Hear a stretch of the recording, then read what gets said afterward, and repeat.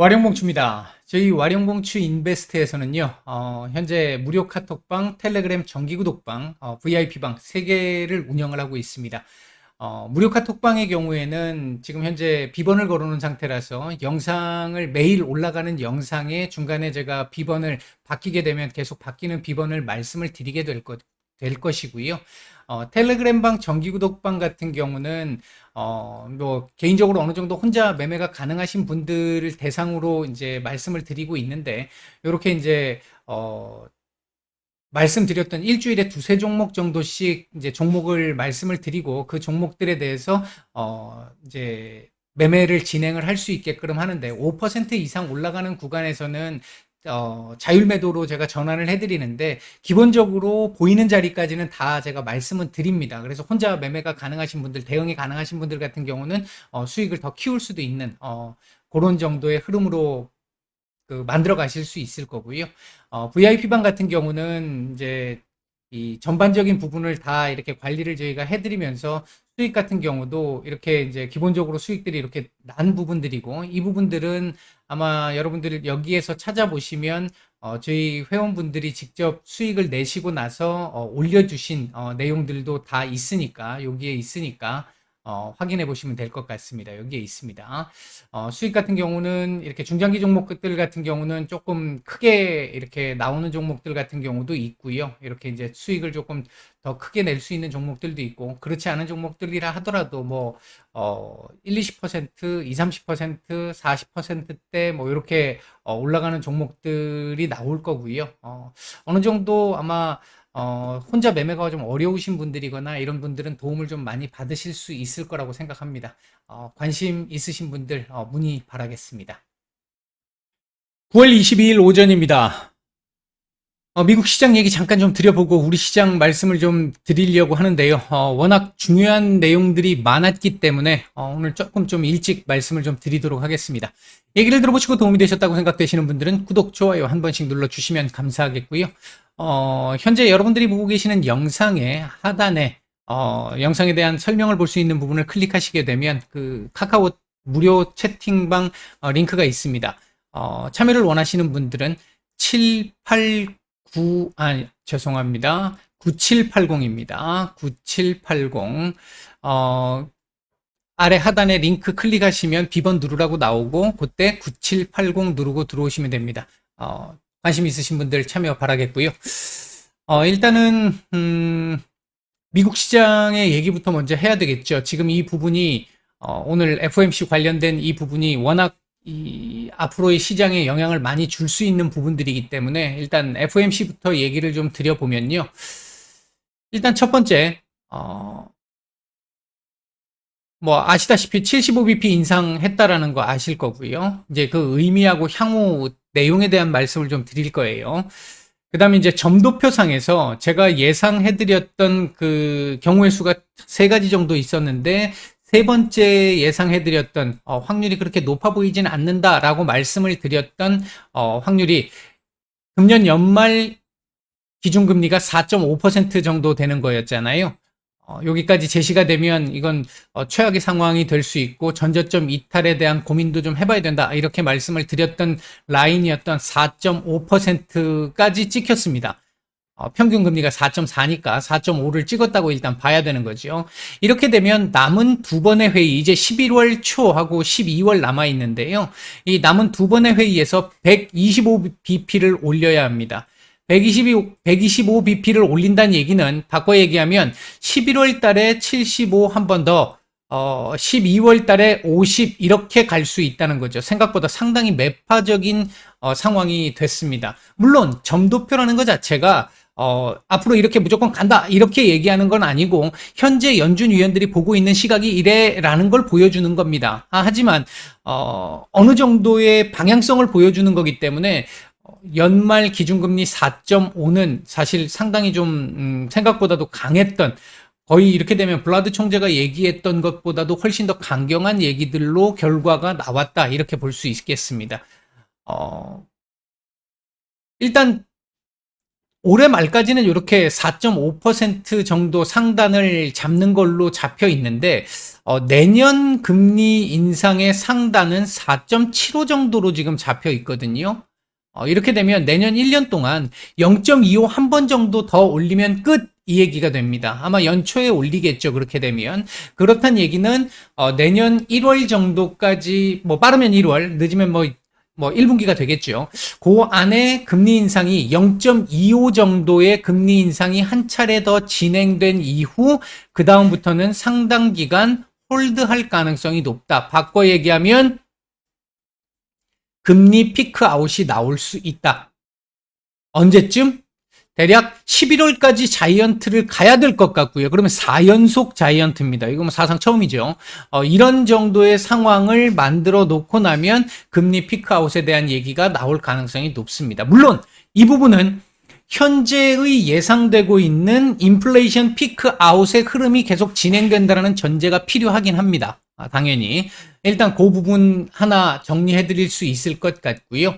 아마 시장은 점도표 처음 발표가 되고, 그러니까 FOMC 결과가 처음 딱 발표가 되고 나서 안도하면서 조금 올라갔던 흐름들이 좀 있었단 말이에요. 그 흐름이 4.5를 맞췄다라는 거에서 순간적으로 안도를 했다가 아니 죄송합니다. 올해 초반, 그러니까 내년 초반에 여기 정도면 끝날 것 같아 라고 하는 이 상황에서 안도를 좀 하는 듯 보였습니다만, 이후 4.5까지라고 하는 이 부분에 의해서 장중 낙폭을 좀 키우는 모습이 좀 있었었고요. 그러다가 이게 요거부터 먼저 보면서 얘기를 해볼까요? 자, 이게 이제 저희 VIP 방에 이제 제가 매일 올려드리는 그 장전 브리핑 내용 중에 일부인데요. 일단 올해 말 점도표가 기존에 한 3.4 정도에서 4.5 정도까지 지금 4.4 정도까지 올라왔다라는 겁니다. 기존 6월 예상보다 100bp 올라왔고요. 2023년도 생각보다 많이 올라왔죠. 뭐 어쩔 수 없습니다. 이 부분은. 전체적으로 보면 2025년도 들어오면 2%대로 일단 금리는 내려올 걸로 보여진다. 요렇게 보여지고요. 자, 요렇게 되면 자, 요거까지 보고 또 다른 말씀을 드려보죠. 내년 GDP 성장률은 직전 6월 달에 1.7%를 예상을 했었는데 0.2%로 완전 급락을 했고요. 올해 핵심 인플레이션은 4.5%, 직전에는 4.3%를 예상했는데 4.5%로 약간 높아졌고, 내년 핵심 인플레이션도 2.7%에서 3.1%로 약간 올라섰습니다. 결국 이 얘기는 높은 인플레이션이 장기화될 수 있음을 연준이 지금 인지를 하고 있다는 걸 보여준다는 측면에서 시장 낙폭을 좀 키웠던 측면이 좀 있었습니다. 자, 그랬는데 파월 의장의 발언, 기자회견, 여기서 제가 예상을 해드렸던 부분은 대체로 상당히 좀 강경한 발언이 계속될 것이다. 잭슨 홀의 얘기에서 크게 달라지지 않을 것이다 라고 제가 말씀을 드렸는데, 예상을 해드렸는데, 그럴 가능성이 높다라고 예상을 해드렸는데, 실제로 나온 내용을 보니까, 자, 당분간 엄격한 정책적 접근은 필요할 것 같다. 향후 금리 인상 속도는 경제 지표에 달려있다. 뭐 기존에 했던 얘기들이죠.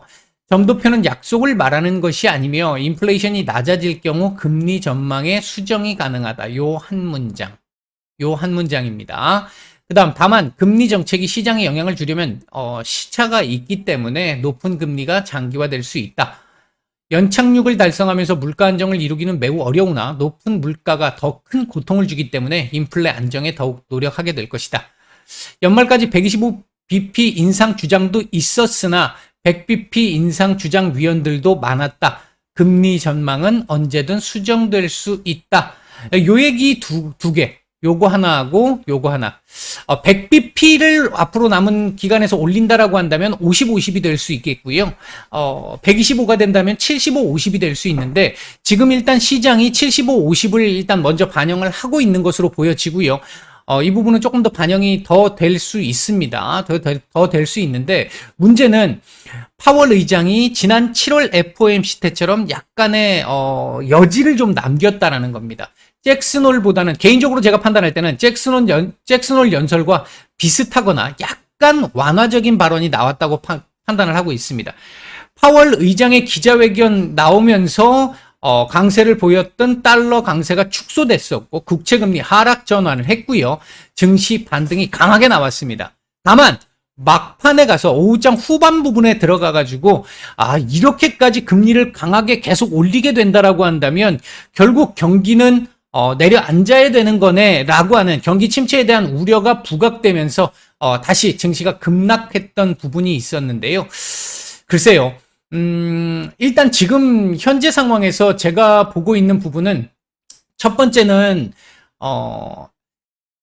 최근 올해 들어와서 FOMC의 가장 큰 특징 중에 하나는 첫날 FOMC가 발표가 딱 되고 나서 증시가 상승을 했으면 그 다음날 또는 그 다다음날 다시 급락으로 전환을 했거나 급락을 했으면 그 이후에 다시 급반등으로 전환되는 경우들이 많았습니다. 시장이 FOMC 당일날 해석 이후에 냉정을 되찾고 반대로 해석을 했다라는 얘기가 되는데 이번에도 그럴 가능성이 일단은 좀 있어 보이긴 합니다. 그 근거는 일단 아까 말씀을 드렸던 파월 의장의 발언에 완화 의지가 살짝 보였다라는 거죠. 그렇다는 얘기는 일단은 향후 나오게 될 물가 지표들, 이번 달 말 이제 다음 주에 나오게 될 PCE부터 시작을 하겠죠. 나오게 될 경제 지표들이 인플레이션을 조금씩 완화시켜 줄 수 있는 형태로 나오게 된다라고 한다면 파월 의장이 얘기했던 대로 금리 지금 전도표상에 나와 있는 금리 전망이 조금씩 낮아질 가능성도 충분히 있는 상태입니다. 앞으로 시장의 흐름을 보면요, 이렇게 볼 수 있어요. 지금 현재 연준이 시장에다 대놓고 최악의 상황 밑에 지하실의 상황을 딱 만들어 놨다가 이번 FOMC에서 저는 이 지하실에서 약간 다시 지상으로 올라올 수 있는 여지 정도를 만들어준 상태 정도라고 봅니다. 지금 현재 시장은 여기에 있습니다. 시장의 심리는 여기에 있습니다. 조금 쉽게 직접적으로 말씀을 드리면 현재 시장은 거의 최악의 상태로 반영을 하고 있는 상태이기 때문에 물론 하루 이틀 더 반영이 될 수도 있겠습니다만 반영을 하고 있는 상태이기 때문에 만약 이후에 조금이라도 인플레이션이 완화되는 조짐을 보이거나 향후에 연준 위원들의 발언에서 완화적 힌트를 조금씩 더 얻을 수 있는 상황이 조금이라도 나온다라고 한다면 이때 반등이 나왔던 것처럼 한 차례 반등이 조금 더 강하게 나올 가능성도 생겼다. 그 말씀을 좀 드리고 싶습니다. 그리고 또 한 가지, 파월 의장, 그러니까 제가 처음에 말씀드렸던 부분에서 만약에 4.5 정도 금년 말 금리 4.5 정도면 전저점 훼손 가능성이 열리게 된다라고 말씀을 드렸는데 파월 의장의 발언은 잭슨 홀과 거의 똑같을 거라고 가정을 했을 때 얘긴데요. 잭슨 홀보다 조금 더 완화적인 얘기가 나옴으로 인해서 전저점 훼손까지는 나오지 않을 걸로 보여집니다. 일단은요. 상당히 좀 복잡해졌는데 그럼에도 불구하고 일단은 제가 판단을 할 때는 전저점 이탈에 대한 우려는 일단은 물론 이탈 가능성도 배제할 수는 없겠습니다만 전저점 이탈에 대한 어떤 우려는 조금 줄어들지 않았을까. 제가 예상했던 그 예상치보다는 조금 줄어든 걸로 보여진다. 일단 그렇게 말씀을 드릴 수 있을 것 같습니다. 일단 다음 저점 포인트는 이제 11,000포인트, 이제 조금 좁아졌는데 11,000포인트 정도쯤 될 수 있겠는데 아마 요 라인 정도에서는 밟고 일어서거나 아니면 내일 다시 일정 정도의 되돌림을 만들거나 뭐 요런 정도의 흐름을 일단 볼 수 있을 것 같습니다. 자, 오늘 우리 시장 얘기를 좀 해보도록 하죠. 우리 시장 역시 마찬가지로 지금 현재 뭐 전 세계에서 미국의 영향으로부터 자유로울 수 있는 나라는 어느 나라도 없습니다. 자본주의 국가, 뭐 공산주의 국가들도 마찬가지입니다. 그런 상황인데 일단은 오늘 우리 시장 개파락 출발을 했고요. 개파락 출발 이후에 계속해서 횡보하는 모습 보이고 있습니다. 코스닥은 지금 한 차례 이 급락 이후 살짝 반등, 다시 또 한 차례 급락, 지금 현재 반등이 약간 진행되고 있는 상황입니다. 오늘 아침부터 환율이 급등세를 보였죠. 일단은 어제 장 마감 무렵에 나왔었던 한미 통화 스와프, 오전에 나왔었죠. 오전에 나왔었던 한미 통화 스와프는 일단 사실과 다르다. 시장에 뉴스 나온 것과 얘기가 다르다라고 얘기를 하면서 어제도 환율이 좀 올라가면서 시장에 부담을 줬었는데, 현재 환율이 1,400원을 넘긴 상태입니다. 넘긴 상태인데, 정부에서 지금 방어를 어느 정도 지금 하고 있는 것인지 지금 아직 확인은 안 됩니다만, 하고 있는 것인지, 그리고 어제 장 마감 이후에 나왔던 내용 중에 하나가 국민연금과의 스와프가 있었잖아요. 이게 2008년 리먼 사태 때 이후로 처음으로 진행되는 겁니다. 일단 국민연금의 금액이 워낙 큰데 이 국민연금도 해외 투자를 지금 계속 늘리고 있고 국내 투자를 줄이고 있잖아요. 그래서 지금 국내 비중이 자꾸 줄어들면서 구원투수 역할을 못한다라는 비난도 받고 있고 뭐 말들이 많은 상태였잖아요. 해외 비중은 계속해서 늘어나고 있는 상태인데 해외 투자를 하려고 하면 역시 외환 시장에 가서 달러를 계속해서 사야 되지 않습니까? 그 부분이 계속해서 환율 상승에 부담을 추가적으로 주었던 부분이 있었는데 일단 외환 시장을 통하지 않고 그냥 다이렉트로 제공을 해주겠다. 그러면 연기금이 해외에 투자하기 위해서 교환해 가는 이 달러 그만큼은 일단은 줄어들 수 있다라는 걸 의미하긴 합니다. 물론 이것만 가지고는 개인적으로는 많이 부족하다라고 판단이 들고요. 한미 통화 스와프 오늘 지금 한미 정상회담이 있었다고 하는데 알려진 내용이 지금 거의 없는 것 같아요. 아직까지 제가 들어오기 전까지는 확인을 제대로 못했는데 환율 관련 이 얘기가 조금 스와프 관련 얘기가 조금은 있어줬으면 좋았을 것 같은데 현재 시장 환율 올라가는 거 봐서는 별 얘기가 없었던 것 같습니다. 환율 스와프 얘기가 나오지 않는다면 일단 당분간 달러 강세 지금 뭐 달러 지수가 111을 넘긴 상태이기 때문에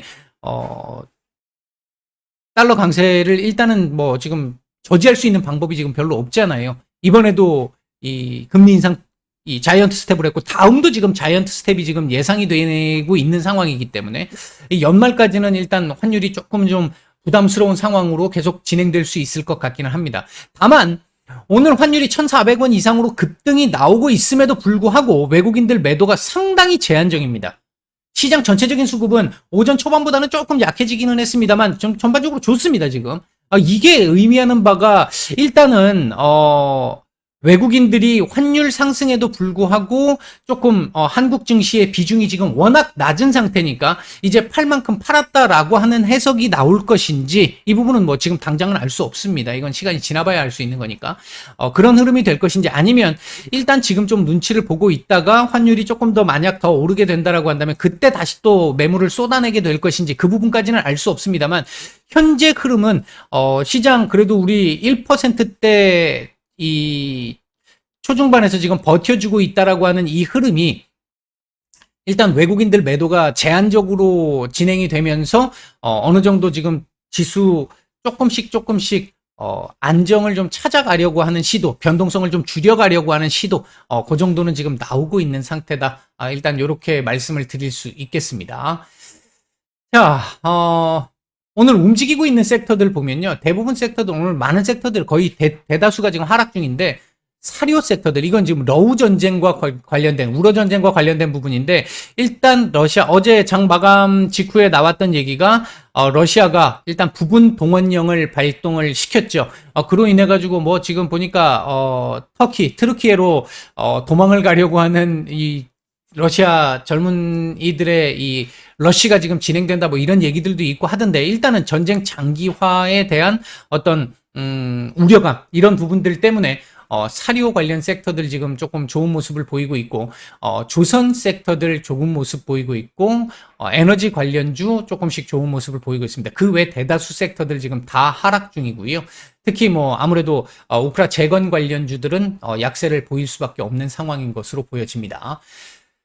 현재 외국인들 매수 중인 종목들 보게 되면 삼성 SDI 정도 거래소 시장에서는 뭐 주목할 만한 정도의 수준이고요. 매도 상위 쪽에서는 삼성전자 정도 매도 우위를 보이고 있습니다.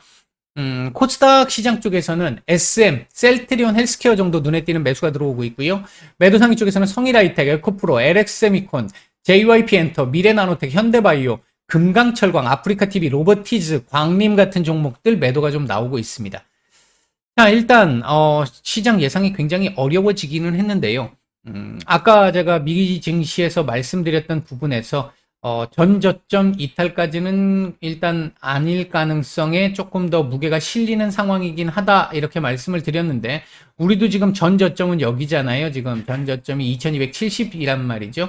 근데 일단은 제가 보는 선에서는 미증시에서 말씀드렸던 것과 같은 논리로 본다라고 했었을 때 2300포인트 정도 라인, 요 정도 선에서는 일단 어느 정도 좀 안정을 보여줄 가능성이 좀 높지 않을까 일단 보여지고요. 현재 양봉을 보이고 있다라는 거 중요한데, 어제 양봉 마감을 했으면 오늘 요거 위에서 아마 시작을 했을 가능성도 좀 있었을 것 같은데, 어제 음봉이었다 보니까 낙폭이 조금 더 컸고요. 오늘이라도 몸통을 약간이라도 가진 양봉 또는 도지도 괜찮습니다. 이거 뭐 아일랜드 갭을 지금 만들었기 때문에 도지도 괜찮습니다. 괜찮은데 그런 정도 수준으로 마감을 해준다라고 한다면 어느 정도 하단을 조금씩 제한시켜 줄 수 있는 가능성은 일단 열려 있는 상태다. 일단 시장 안정화와 관련해서는 오늘이 변곡점이 되면서 이후 안정화가 나올 가능성이 높습니다라고 말씀을 드렸던 그 부분은 깨졌습니다. 깨진 상태고요. 이렇게 되면 시장 안정화는 또다시 딜레이 될 수밖에 없습니다. 당분간은 경제 지표에 상당히 민감한 시장이 나올 가능성이 매우 높아졌고요. 경제 지표에 따라서 조금 완화되는 시그널 나오게 되면 시장 조금 급등 나오는 흐름이 나올 수 있고, 반대로 인플레이션 지표들이 조금씩 악화되거나 소비 지표들이 둔화되는 모습들이 좀 나오게 된다라고 한다면 급락하는 흐름도 나올 수 있습니다. 언제까지? 1차적으로 11월 FOMC까지. 11월 초기 때문에 일단 뭐 10월 말 11월 초 정도 선이면 아마 시장 분위기는 또 조금 많이 바뀌어 있지 않을까. 왜냐하면 FOMC 11월 FOMC가 다음 달에 나오게 될 9월 CPI까지밖에 확인을 못합니다. 확인을 못하기 때문에 다음 달 CPI 나오는 상황 딱 보고 그 상황에서 어느 정도 둔화되는 흐름들이 지속되고 있다라고 하는 부분들이 좀 나온다라고 한다면 4.5까지는 시장이 다 반영을 한 상태일 것이기 때문에, 그렇게 되면 11월 달 75bp를 올린다라고 했었을 때 12월 달은 50bp 정도의 수준일 가능성이 높아지길, 최대가 50%가 되겠죠. 그렇게 될 가능성이 높아질 것이고, 50bp가 된다라고 한다면 이제 자이언트는 끝났고 그 다음 베이비, 이렇게 금리의 피크 아웃 가능성이 생긴다라고 하는 측면에서 시장 반응할 가능성 좀 있습니다. 그렇게 볼 수 있겠고요.